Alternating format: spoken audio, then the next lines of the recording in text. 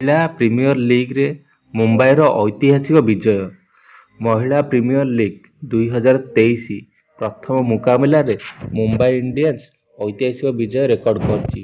Team ଗୁଜରାଟକୁ 143 ରନରେ ପରାଜିତ କରିଛି। ମୁମ୍ବାଇ ପ୍ରଥମେ ବ୍ୟାଟିଂ କରି 207 ରନ୍ ସଂଗ୍ରହ କରିଥିଲା। ଏହା ଜବାବରେ ଗୁଜରାଟ ଜାୟଣ୍ଟସ୍ 15.1 ଓଭରରେ 64 ରନ୍ କରି ଅଲଆଉଟ୍ ହୋଇଯାଇଛି। ମୁମ୍ବାଇ ପକ୍ଷରୁ ଅଧିନାୟକ ହରମନପ୍ରୀତ 65 ରନ୍, ହେଲି ମ୍ୟାଥ୍ୟୁସ୍ 47 ରନ୍, ଆମେଲିଆ କ୍ୟାରି ଅପରାଜିତ 35 ରନ୍ ସଂଗ୍ରହ କରିଥିଲେ। ଯେତେବେଳେ କି ସାଇକା ଇସାକ୍ 4ଟି ୱିକେଟ୍ ଅକ୍ତିଆର କରିଥିଲେ। ଟସ୍ ହାରି ବ୍ୟାଟିଂ କରିବାକୁ ପଡ଼ିଆକୁ ଓହ୍ଲାଇଥିବା ମୁମ୍ବାଇ ଇଣ୍ଡିଆନ୍ସ ଭଲ ଆରମ୍ଭ କରିପାରି ନଥିଲା। ପ୍ରାରମ୍ଭିକ ବ୍ୟାଟ୍ସମ୍ୟାନ୍ ୟସ୍ତିକ ଭାଟିଆ 8ଟି ବଲ୍‌ରେ 1 ରନ୍ କରି ଆଉଟ୍ ହୋଇଥିଲେ।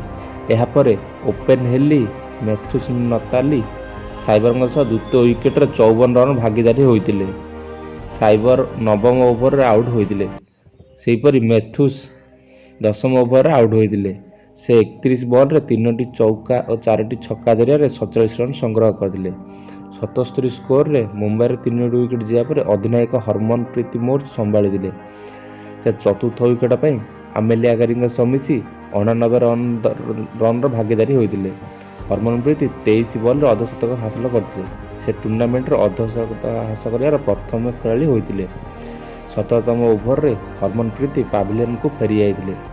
30ଟି ବଲ୍‌ରେ 14ଟି ଚୌକା ବଳରେ ସେ 65 ରନ୍ ସଂଗ୍ରହ କରିଥିଲେ। ପୂଜା ବ୍ରସ୍ତାକର 8ଟି ବଲ୍‌ରେ 15 ରନ୍ ଯୋଗଦାନ କରିଥିଲେ।